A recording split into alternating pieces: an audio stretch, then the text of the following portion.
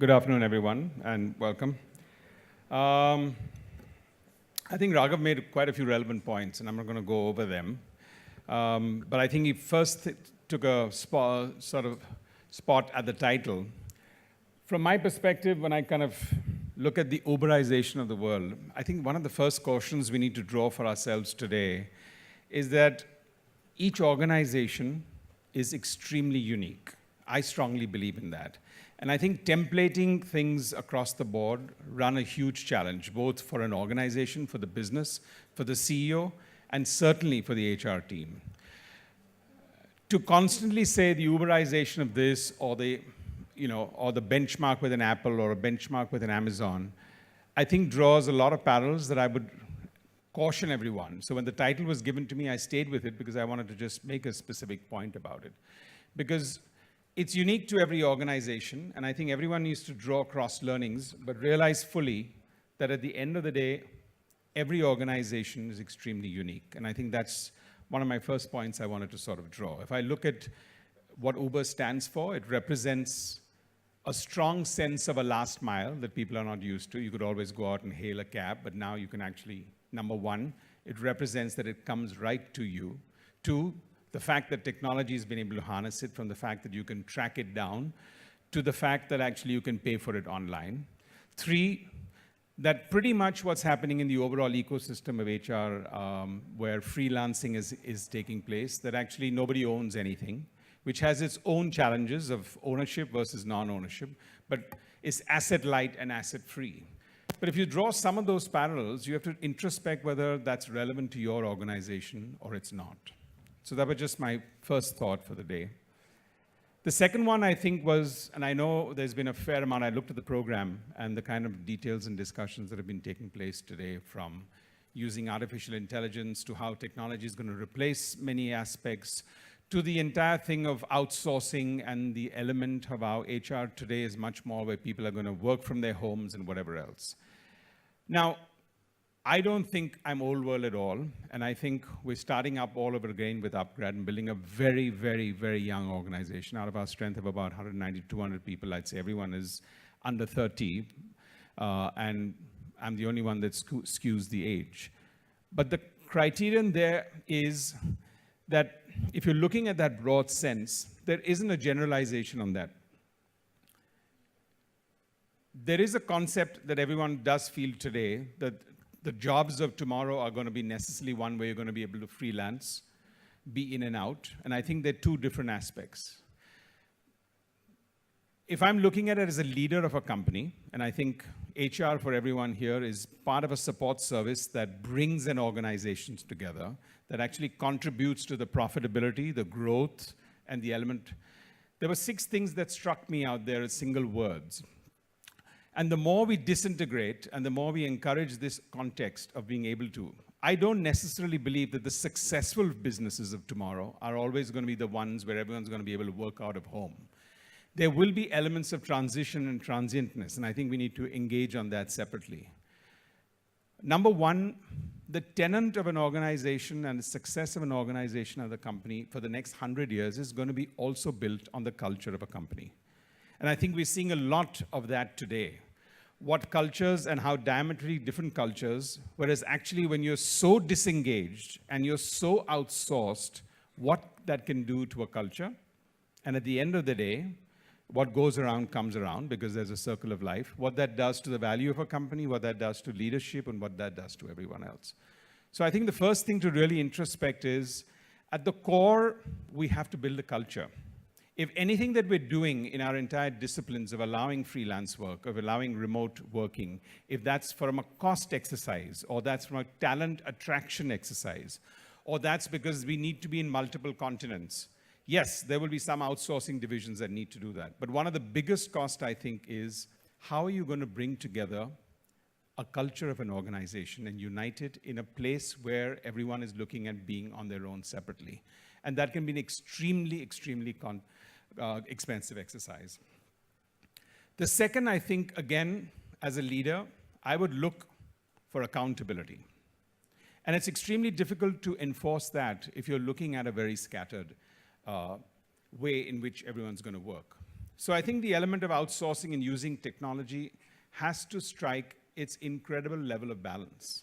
Because if we don't have that, no assignment is so siloed that you can actually sit out there and say, you complete this task and bring it in. It's going to require a much more 360-degree approach. At the end of the day, a business needs to be done and a company needs to be run. And I think, therefore, accountability is the other one that is going to be highly stressed. And if we don't have answers for that, we're going to have to be able to see what the bridges are. Connected with that is that sense of ownership. Everyone in HR spends an incredible amount of time to build a sense of commitment, level of ownership for every single member of the organization. And I know that technology can actually bring certain elements of it, but it can alienate a lot. So if you think your model of the future tomorrow is going to be able to encourage that, the quid pro quo of a lack of ownership for the lack of cost saving or the lack of outsourcing or the lack of convenience, the lack of being able to attract talent is going to be at a very, very expensive cost if that takes ownership of every single level of people to a much lower level. And I think there's no question about the fact of how you can be able to bridge that gap. For most people who join an organization, I know everyone thinks of future promotions and salary, but it's actually for two other very soft issues. One is, what am I learning? And how am I being inspired? So if you take these two key words of what's my learning and what's my inspiration, or who's my inspiration source, or how am I going to be inspired on every given day, that's not going to get replaced for the next 100 years. I don't think successful organizations are going to be built if you can completely desensitize that to look at distance operating, remote operating, and such influx of technology, which is not going to be at the core, where learning, and learning is peer learning is all elements of learning, and more important, we all need to be inspired. We cannot work in a sandbox. Technology does allow you to work in a sandbox very efficiently, but it takes the cost of not being inspired. And I think they're all interconnected. And the last one for me is that in most organizations, the real return on investment, the real return on capital, the real return on people employed is when you're looking at collaboration and collaborativeness. And so to me, they're all quite intertwined, whether it's culture and accountability, ownership, learning, inspiration, and collaboration. These things are the things I think about when we are building organizations for the future that will have to be contemporary to the element of what the younger generation and the people we want to employ and what they think are their needs to the mix of what we really want to do. When we started off 2.5 years back and formed Upgrad, it was based on 3 tenets, and I'm just switching gears for a minute to give you a little bit of background, because I finished the overall thought of the big questions for us in these 6 words of, unless we can do that, are we, in our HR policy, are we as people, whether you're an employee or an employer, are we doing the right service to an organization and the success of an organization if we don't take care of the 6 words that I just mentioned? When we started off to create Upgrad 2.5 years back, I think it was based on 2 or 3 core tenets. The fact that we wanted to build an online learning company was based on 3 things: ramping up of infrastructure, and the ability for us to have incredible trained faculty in India is going to be a very slow process outside of the core hubs of excellence that have been created in this country. But as you know, we need solutions at scale. We need solutions in numbers.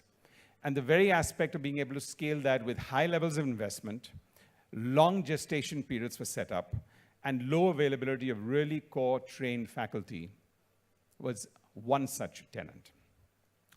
The second one, if I can put that down, was really the same premise we're all dealing with.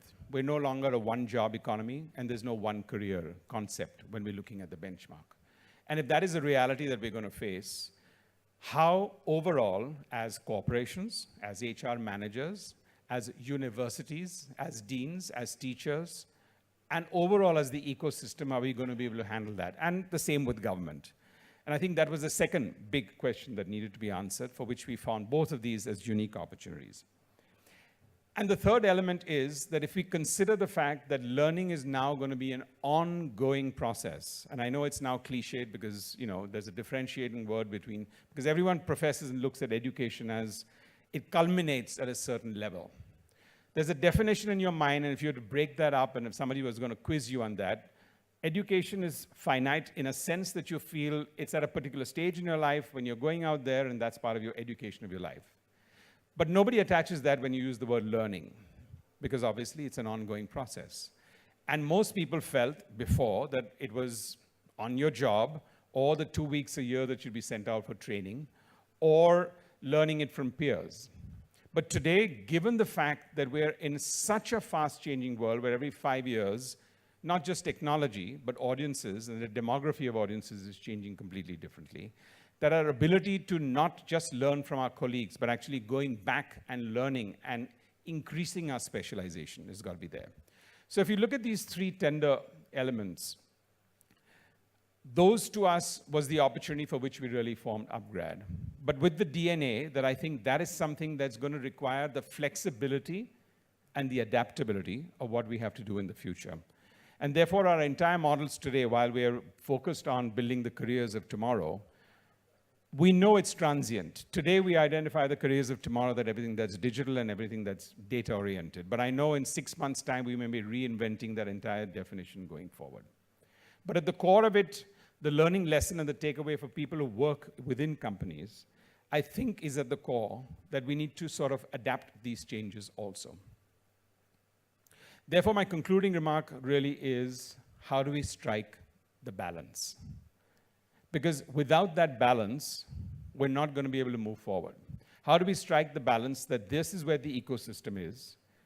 And these are really the hard questions. And I think today, if organizations and company leaders are faced with technological revolutions for which they have to make hard decisions so they do not land up to be a Kodak or a Xerox, then HR executives within organizations have to answer those questions of what are the hard calls they're taking. Or are we looking at this as incremental decisions? Are we looking at this as soft decisions amongst ourselves that, sure, well, this is what we were doing before, this is where we're at, and here's how we're bridging the gaps.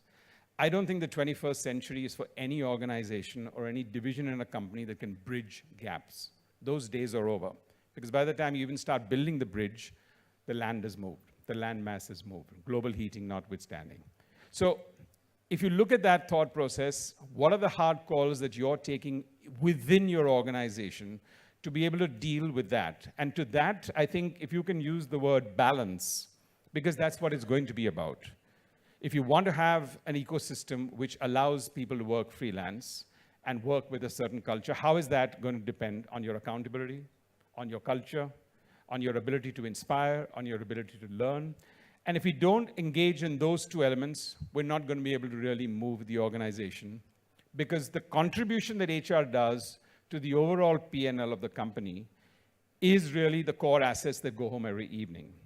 So there's no question about the fact of undermining the absolute incredible value that the HR function performs within an organization, and therefore the introspection of what do we need to do. When we've gone out in the last 2.5 years, and I'm just going to make a statement which I think may be a little controversial, we found adaptability with universities, teachers, and principals. We found adaptability with the younger generation that have actually taken on the fact and looked at online learning as a viable, clear, serious option because of the various aspects. But I think one of our biggest challenges that we've faced when we've gone out is to really sell the concept that the future has moved and the template has moved, and there are multiple options today for where you select people, graduate people, where you introspect and learn forward. And I think that's where the adaptability of the HR community has been what I would consider much slower than what we would have liked it to be. And I think that's primarily because they want to strike the balance. But that balance is not about bridging. That balance is being very clear, what are the hard calls we need to take.